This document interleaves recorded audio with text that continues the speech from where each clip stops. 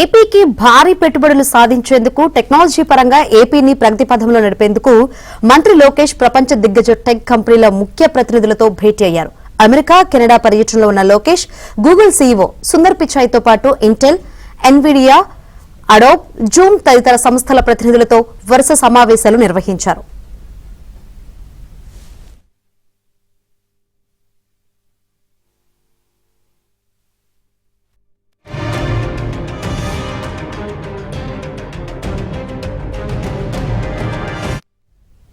టొరంటోలో business council of Canada అధ్యక్షుడు గిల్లీ హైదర్ తో లోకేష్ భేటీ అయ్యారు.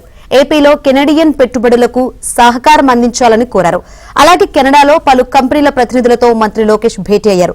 నల్లమలలో పనామా సిటీ తరహా స్టెర్లింగ్ రిసార్ట్స్ ఏర్పాటు చేయాలని Fairfax Financial CEO Prem వాత్సాకు మంత్రి లోకేష్ విజ్ఞప్తి చేశారు. ఏపీ మౌలిక సదుపాయాల రంగంలో పెట్టుబడులు పెట్టాలని CPP IB global affair team సభ్యుడు టిమ్ డౌనింగ్ ను కోరారు. ఏఐ, క్వాంటమ్ కంప్యూటింగ్ రంగాల్లో పెట్టుబడులు పెట్టాలన్నారు.